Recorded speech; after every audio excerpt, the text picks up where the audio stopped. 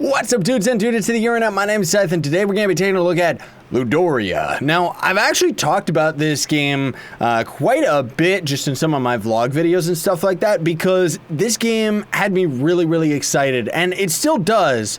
But going into it, I am going to say right off the hop that this game is another one of those games that has potential. Right now, it's just not worth the asking price. I'm sorry to say, because it's a really cool idea of a game, and the developers have just been so on point with putting out like patches like constantly that are fixing like so many different bugs and crazy stuff like that, you know? But anyways, we'll hop right into it, and I'm going to show you pretty much all of the gameplay that this game has to offer right now. So we can choose male or female, just choose all of that stuff, just standard stuff. All right, we generated down under the map. That's, yep. That's pretty much what this game has been doing thus far. Oh yeah, and I forgot, every time I try to close this game, it crashes. Okay, let's try a new world then, because clearly that seed doesn't work. Let's try 000, and hopefully we won't spawn under the map this time. There we go. Okay, good. This is actually the default seed that the game originally had before it even had different seeds, because when this game came out right out of the hop, there was no random generated worlds or anything. Now, they've changed quite a bit of the core gameplay mechanics since I started playing this game. You know, our character actually moves a lot faster than he used to. Same with the sprinting and stuff. It's actually a little bit more bearable. But the whole point of this game that I would say is to capture the Ludorians, just Pokemon type of creatures, right? So we can go to our scanner right here. We'll scan this rock dude. Now we've already got him unlocked, and it's telling us his abilities on the top right. And then we can scan this dragon, and now we have his abilities as well. Those guys are piggybacking. I like it.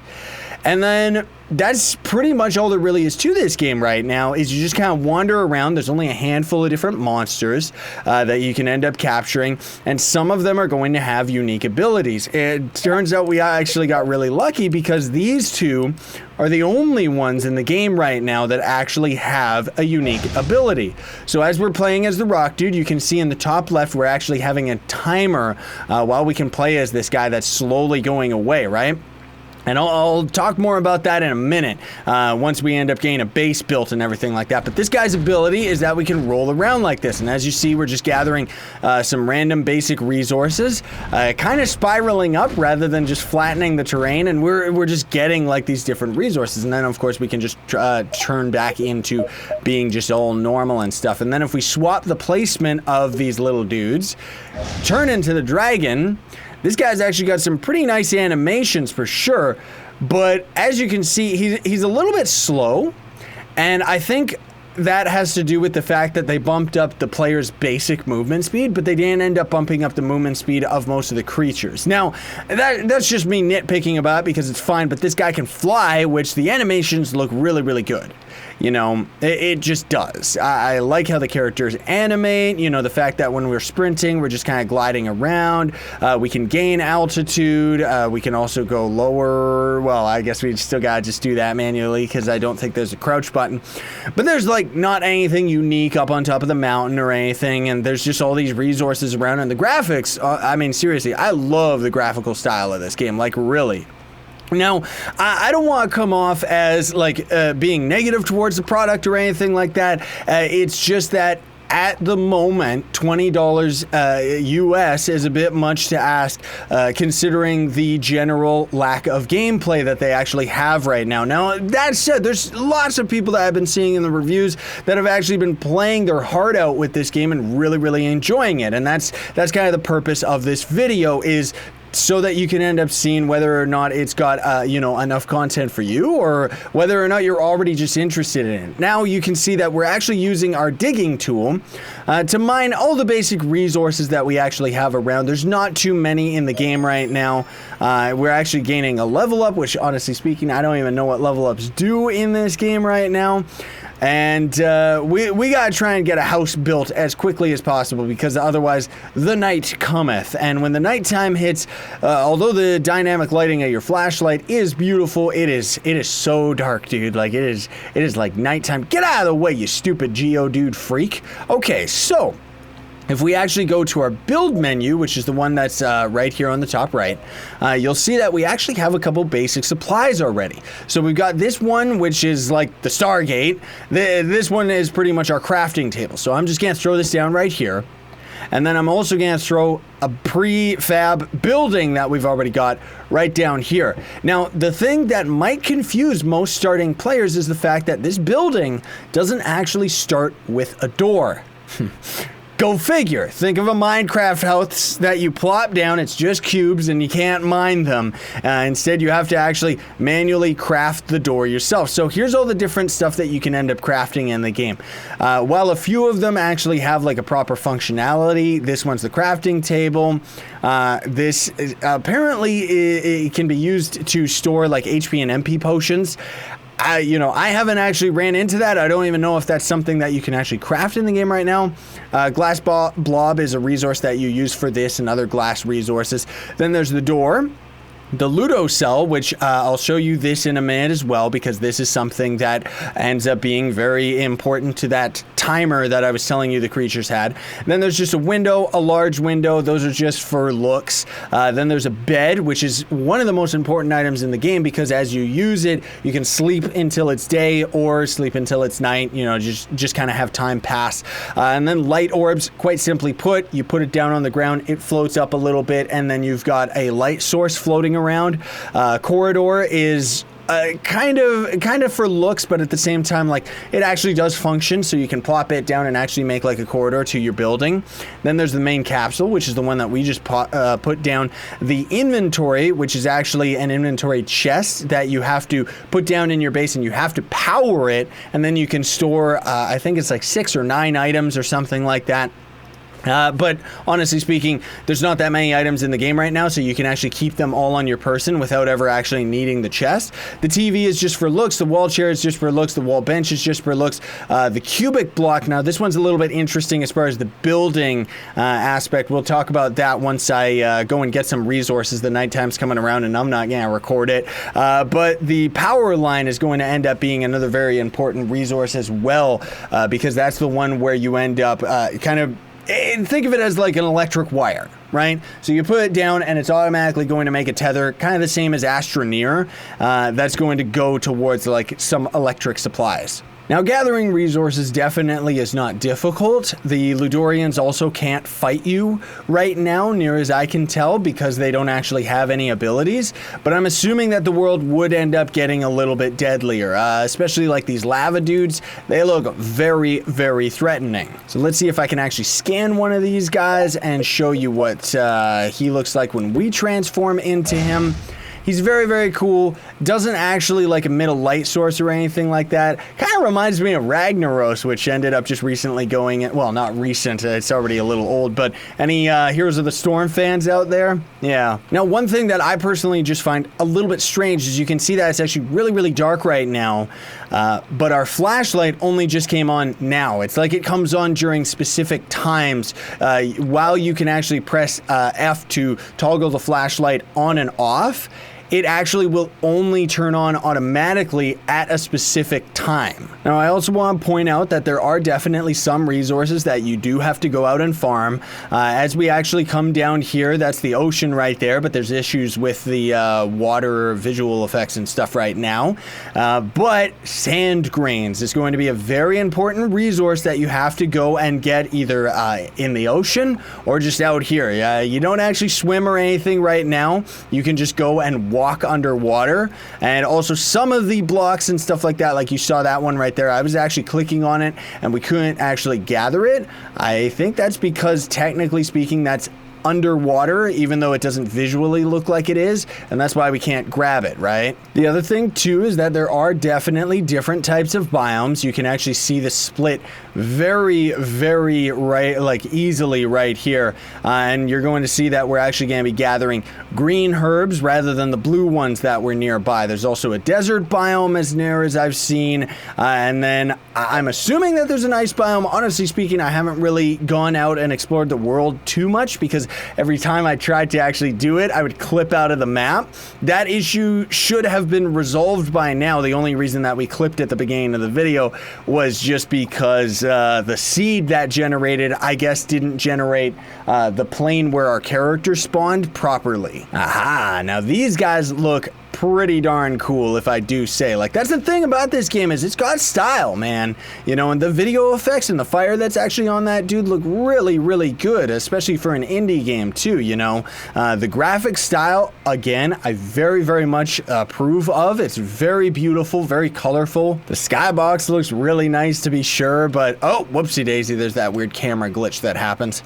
But the nighttime certainly is dark, and as you saw right there, I'll kind of show you this in a little bit. The devs said that they actually couldn't replicate this bug on their version of the game. So you know, maybe if they're watching this video, maybe they can kind of see what my issue is. But the whole thing is that each of the, that's something completely separate that I'm going to show you in a minute. It's a visual bug. So we need titanium, iron, and glass blobs. So we don't have silicone to make the glass blobs. But if we go to the elements table, we can actually craft all sorts of different resources. There's a little crafting indicator right there.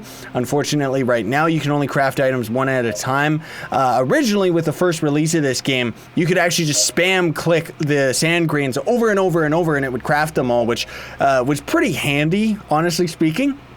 But now they've actually changed it so that it has a cooking meter, let's call it. And if you click it at any time in the middle of the process, it's going to end up canceling it. Also, thanks to the tip that was right beside us, we can press F2 and go into a first-person mode, which ends up working out. It just pretty much zooms our camera into our character very closely, but it still works and it's pretty cool. Oh, whoopsie daisy! I forgot that was another bug that I ran into too. Not only if you craft this, go to the other menu, it actually stops the crafting, so you have to cancel.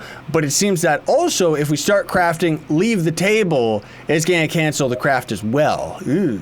Now you can see too with the tiny numbers that are on top of the titanium right here that we are actually going to be crafting 10 of them for 5 rocks and 5 sticks. So first of all, I'm going to craft the Ludo cell just so I can explain what that's about. The door, the bed, inventory, power line so that we can actually use it, cubic block so I can show you how that thing works, and last but not least, the corridor. Now that we have all of that crafted, we'll go back to our building inventory and delete the crafting table, get it off of the ground, go to the doorway and plop it down right here on the front. So now we can finally go into our home sweet home. There's weird graphical bugs going on with all that.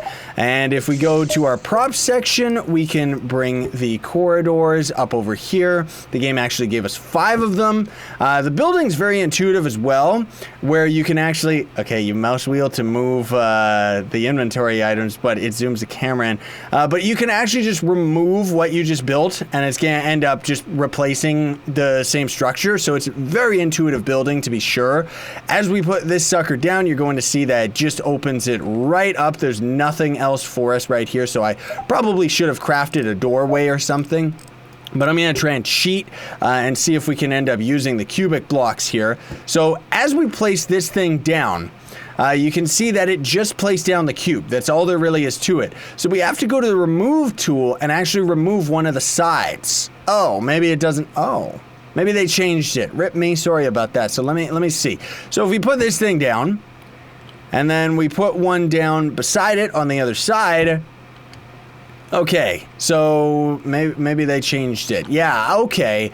So you can't actually, in the earlier version of this game, you could actually remove individual walls of the cube, but I guess now they have actually the proper system in place where it's kind of a smart system, and we would have to put a door on it in order to actually even get inside the cube in the first place, right? So we're not going to be able to do that today, but still, that's pretty cool. That's pretty cool that they ironed that out. So we'll put the bed down right here. And then I'm also going to put the storage unit, the inventory on this wall because you can only put it on a different wall. And then I'm also going to throw a Ludo cell, which you can see the graphical glitches are already starting. I'm going to throw this down right here.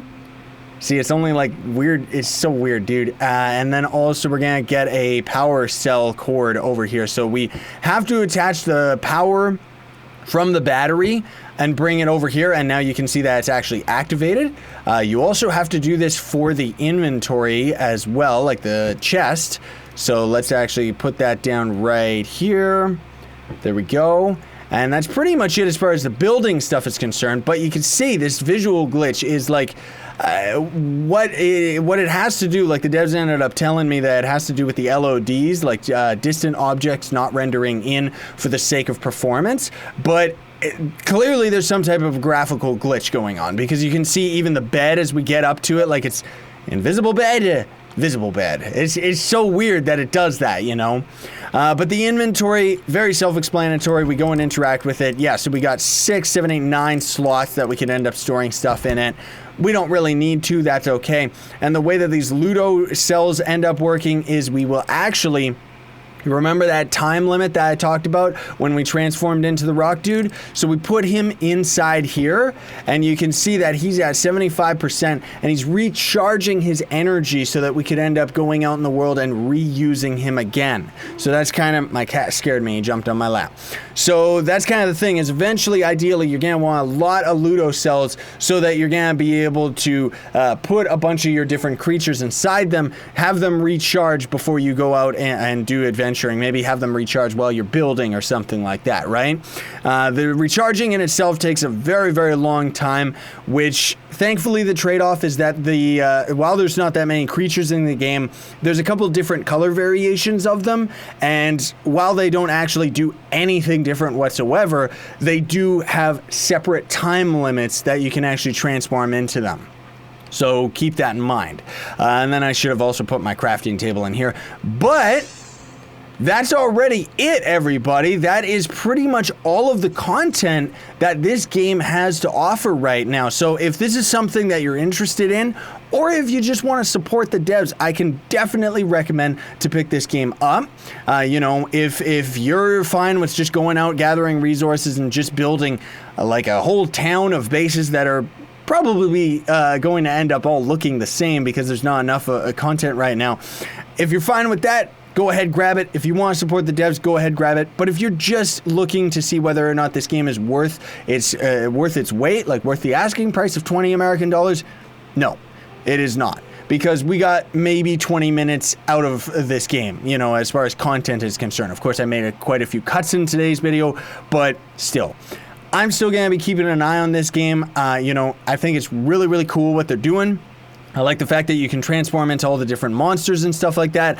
And I think once this game, you know, has a couple months to maybe a year's worth of actually being able to just bulk add content, because right now it's all about bug fixes. You know, everything's just so broken with the game right now that's pretty much what the devs are focusing on. So if they can actually add like bulk's worth of content, and they've talked about some pretty cool ideas. They want random generated towns and stuff like that. So it's going to be pretty neat.